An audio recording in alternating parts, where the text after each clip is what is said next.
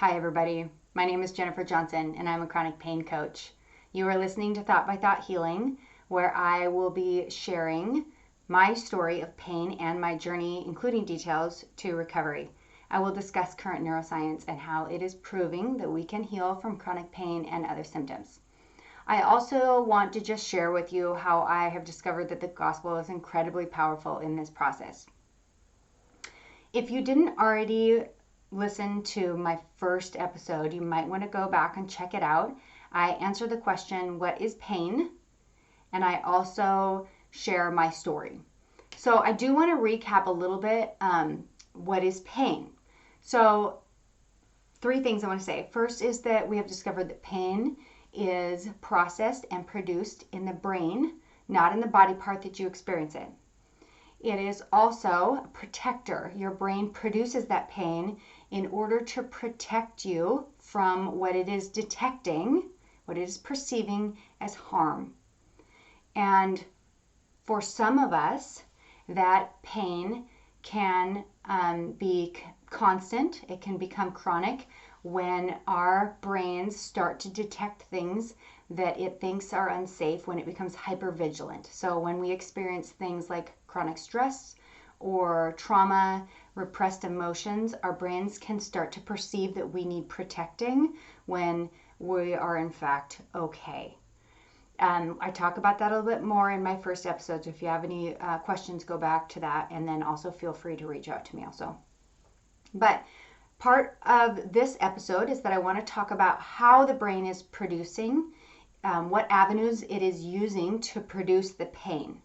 So I want to talk about the mind-body connection and what all is involved in that.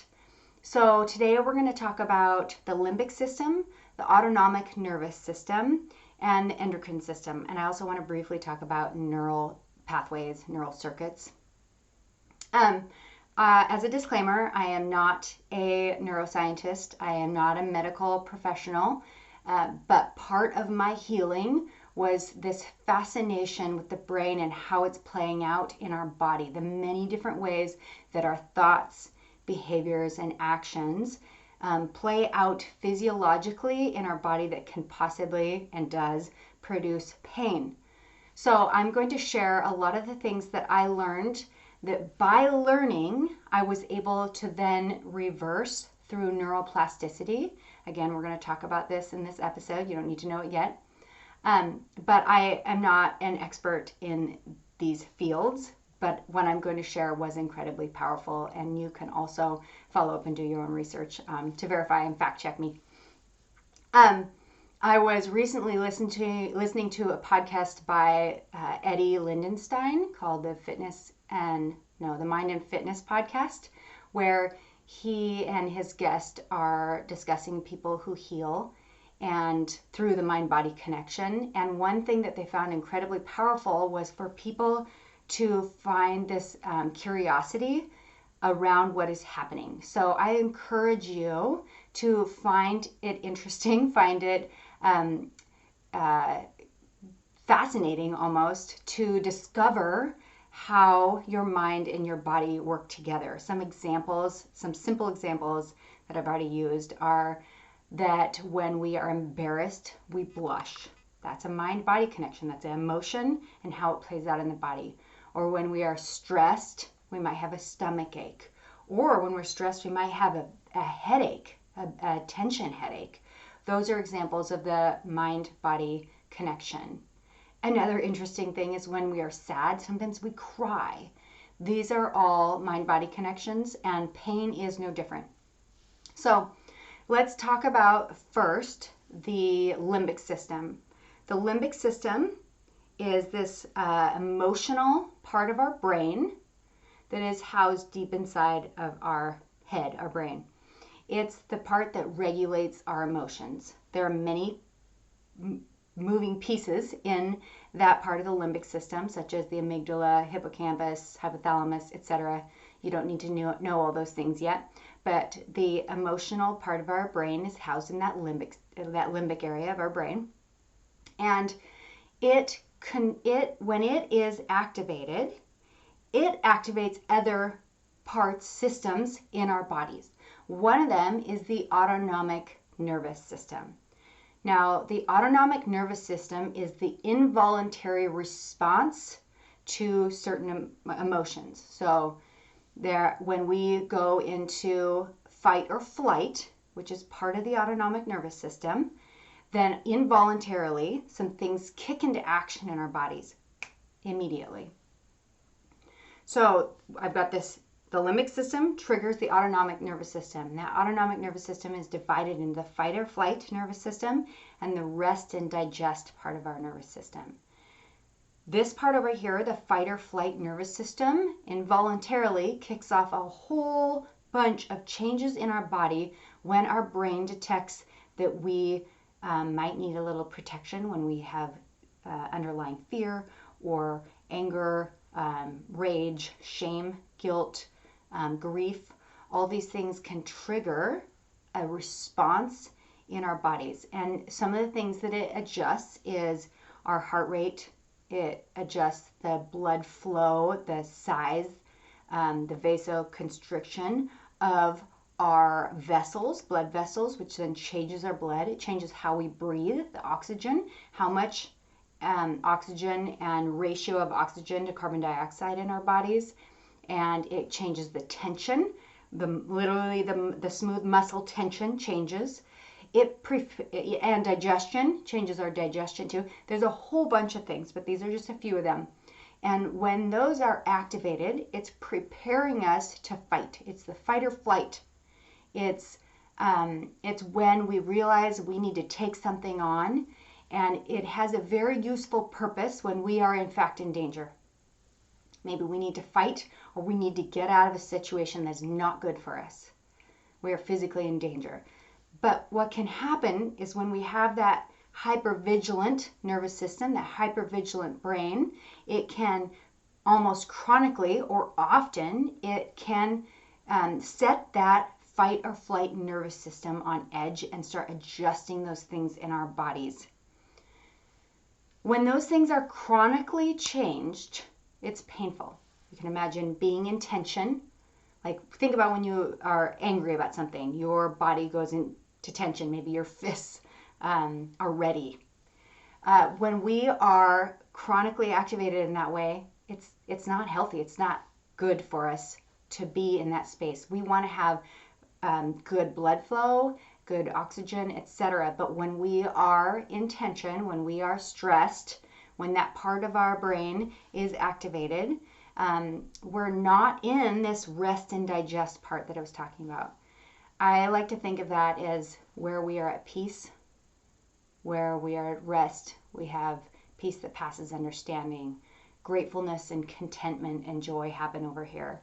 And over here, when the fight or flight is activated, it's some of those helpful, needed emotions at times of rage, anger, fear, shame, etc. But we don't want to be in that space constantly.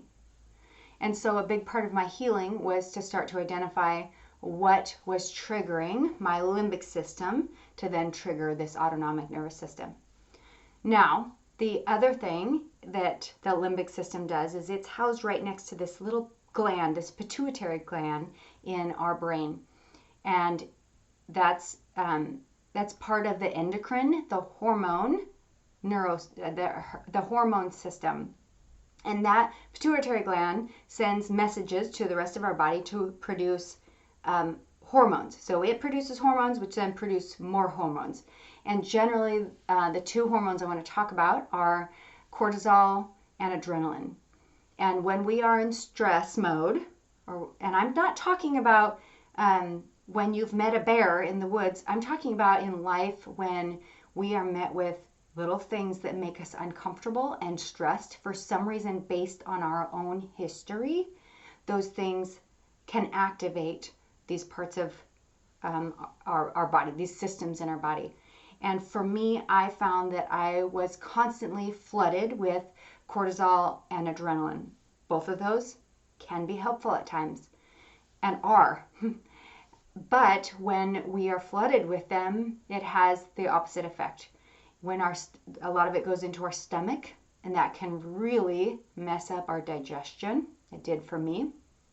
And cortisol has so does adrenaline, but cortisol has an effect on your alertness and whether you sleep well or not. So insomnia is a big part of my story, and I believe that it was the cortisol, that stress hormone, that was hindering me from having healthy, good sleep.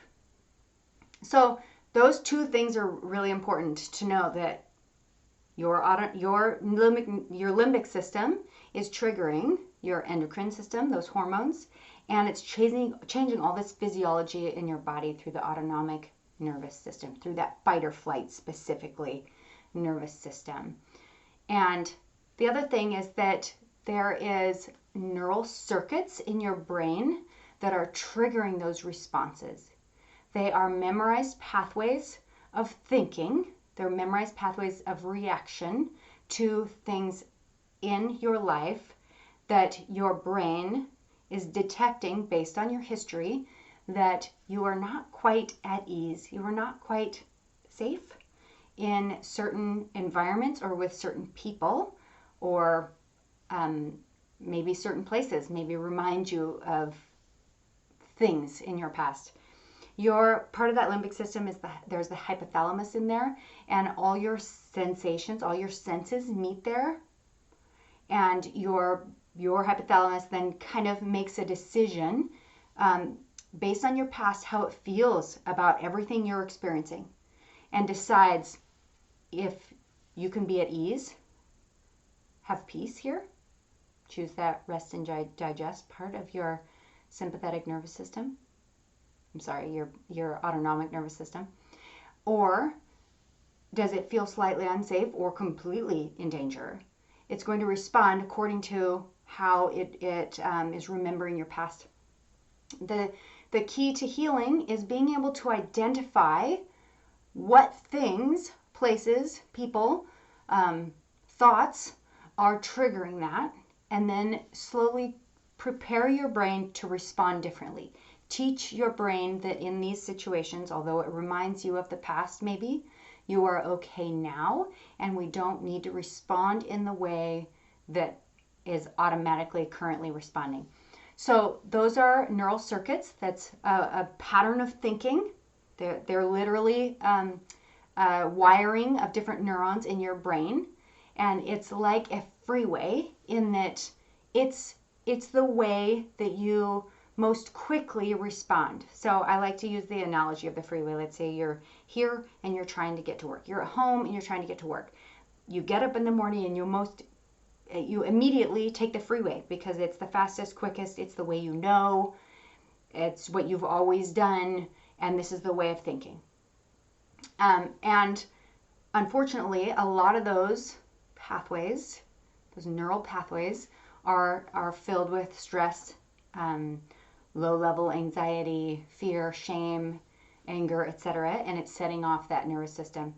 And so we want to do is create a new way of thinking, a new neural pathway, literally a new wiring of your brain that includes your trigger. You're still needing to get to work, but you need to take a different way. So an example from my own life and from my own healing journey, after I discovered what my many triggers were, one of them was being disagreed with or feeling judged or questioned, made me immediately feel like I must be wrong, and that sent me into fear. What if I'm wrong?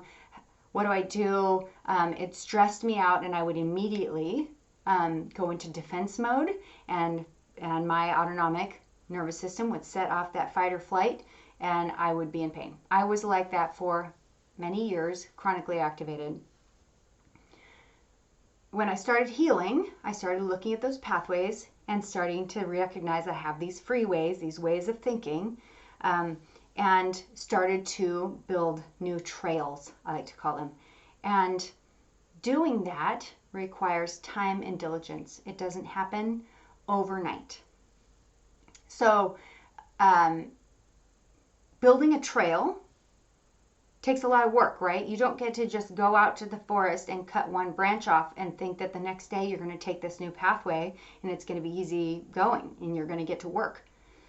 It doesn't happen like that. So for me, I had to spend a lot of time rethinking how I wanted to react and respond to this idea of people disagreeing, questioning, or judging me. Sometimes people were judging me and sometimes they were just lovingly questioning me. And I had to reframe that to say, it's okay if people question me, disagree with me, judge me. I'm okay in that space. I can actually view this as a challenge to either say, maybe there's something to think about here. Maybe they're questioning me for a reason. And oftentimes I would be able to say, you can have your opinion and that is okay. But I have the Holy Spirit and I believe that God is leading me in this direction. And I can stand firm in that. I can't change how other people are responding, reacting, what they're doing, how they're treating me, but I can control how I react to it. So I was able to get to a place where I could say, okay, I am safe if you judge me. In fact, I can still love you and you can still love me if you judge me. But I am really confident in my own personal relationship with God.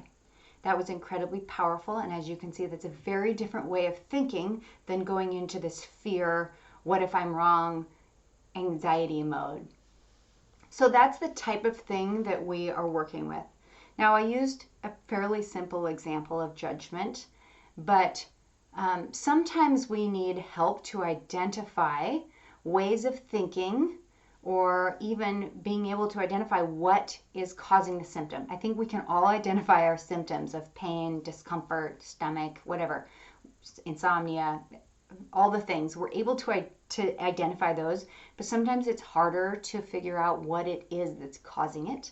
And that's what I do as a mind-body coach, is I help people be able to identify those. But I will say, in addition, sometimes it's good to have a psychologist. If you have, or a counselor, if you have experienced trauma in your life, sometimes it can be needed, if not helpful, or helpful if not needed, to have somebody walk alongside you as you work through some of those neural pathways, those ways of thinking. For me, I needed help to be able to identify different ways that I could respond. Because it's not enough to just identify what your triggers are. You do need to build that new trail, and that trail needs to become a freeway that you choose as you go forward. As I healed, all my symptoms slowly lessened and went away. I used to have a massive amount of pain in my feet and hands, and I think that it was caused by those blood vessel vasoconstriction I was talking about, and the change of the dispersion of our blood. I believe that I didn't have almost enough blood in my hands and my feet for a couple years because I was in such stress, chronic stress mode, that chronically activated fight or flight nervous system. That pain could have also been due to the change in oxygen, because it changes how you breathe and the dispersion of your oxygen. But what I do know is that as I slowed down that reaction, I changed those pathways, those things healed slowly and went away. So those are some examples that I hope can be helpful for you to be able to analyze your own life and see how you would be able to take the understanding of things that are happening in your body and kind of be able to reverse them and change them. I took 2 neural retraining programs that helped me with this. One was called DNRS, Dynamic Neural Retraining Systems, and Unlearn Your Pain by Howard Schubiner. They were both incredibly helpful for me to get on this path. But then there were also tools such as the one that I'm sharing right now, with having new ways of thinking and new pathways that were helpful, very helpful in my healing process. I did want to read a list of symptoms that I have had interaction with people either in person or online who have healed. So I'm just going to read these things that people have healed from so that you can know. I think it's helpful to know the wide spectrum of pain and symptoms that this mind-body connection can cause. It's not limited to these, but it includes these. Some of them I experienced: general body pain, fibromyalgia, SIBO, abdominal pain and discomfort, IBS, insomnia, neck pain, arm pain, foot pain, leg pain, back pain, lower back pain, vulvodynia, anxiety, vertigo and dizziness, chronic tendonitis, crps, restless leg syndrome, food sensitivities, TMJ, repetitive strain injury, pelvic floor dysfunction, old injury with persistent pain. I mentioned that in my first episode also. If you have an injury that is persistently causing pain, it has probably healed, but your brain hasn't realized that it is safe yet. Thousands of people are healing through this mind-body connection when they are looking at old injuries. Let's see, other things people have healed from: chronic fatigue, mold sensitivity, disc bulges, slip discs, degenerative scoliosis, degenerative disc disease, other back disorders. I want to pause there. A lot of those things they are doing tests on, and they have found that there are just as many people who have those abnormalities on an MRI that are not in pain. What they are starting to conclude is that those are normal abnormalities. They're like wrinkles inside, and it's probably not causing your pain, but your pain is very real. Other things: weather sensitivities, chemical sensitivities, chronic Lyme disease, specifically chronic Lyme disease, not Lyme disease, and many others. So those are the types of things that people are healing from. A big thing I want to touch on really quick is the fear of the symptoms. Now remember that it is these emotions, these distressing emotions such as fear, anger, anxiety, shame, etc. That's what triggers the autonomic nervous system and then the fight or flight nervous system. The fear of the symptom is often the biggest trigger of it. And this is the hardest thing to beat, is to learn to experience those symptoms without fear. There's an element of just acceptance and realizing you're okay even though you're experiencing the pain or the symptom, and allowing it to just be itself without fear, without frustration, without anger, and just letting it be. If you're able to do that, that helps to just calm that response in your brain. We have these loops, these pain stress loops. You get pain, then you're stressed about the pain, then you have more pain, then you're stressed about that more pain, and it just keeps going and cycling. And stopping that and getting off of that cycle requires a space of just accepting with peace the symptom and saying, it's okay, you can stay, and I'm going to be okay with this symptom for now. That is one of the bigger challenges, but you can do it. I know you can. I did. If you want to know more about this, then you can check out my website, thoughtbythoughealing.com, and also follow me on Facebook and Instagram. I have accounts under the same name, Thought by Thought Healing. You can also reach out to me if you're curious if your condition, your diagnosis is a mind-body connection symptom that can be healed. Feel free to reach out via my website. I do free 15-minute consultations just for you to find out if this is a pathway that you want to explore. And then to be clear, if you call, I won't push coaching on you. It's just for you to be able to start your own journey to healing. I have discovered so much freedom through this realization of how our brains and bodies work together that I just want it for everybody. So please reach out. I appreciate you listening, and I will do another episode shortly. Talk to you later. Bye.